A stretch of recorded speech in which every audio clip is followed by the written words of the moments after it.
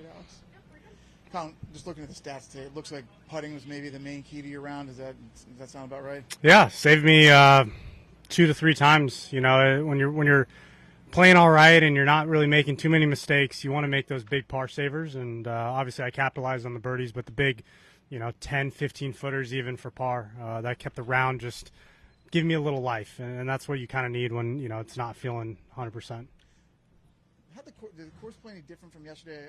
Players have kind of talked. It was starting to get a little firmer and faster, kind of as the day was going on yesterday. A little bit. I still think it's gettable with a lot of wedges in your hand and short irons.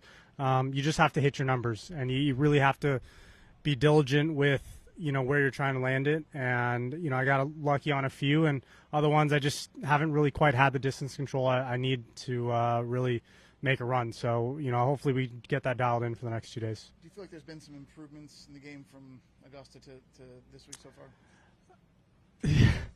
Back and forth. I think Augusta, I never was able to keep that momentum, so it was nice to have that today and say, okay, look, I can put together a round when I'm making my up and downs, making some putts for par, and but it just, the irons need to tidy up a little bit. It all comes down, especially on a course like this, where you just have to be really good with your distance control, and it's just been a little bit off. The difference between having inside 10 feet to 20, 25 feet for birdie is huge, especially on a course like this. So I'm guessing that kind of be the one thing maybe you might go work on a little bit before tomorrow? Yeah, it's felt fine off the tee. I feel like I've put myself in the fairway a decent amount. I just need to tidy up the irons and clean it up a little bit.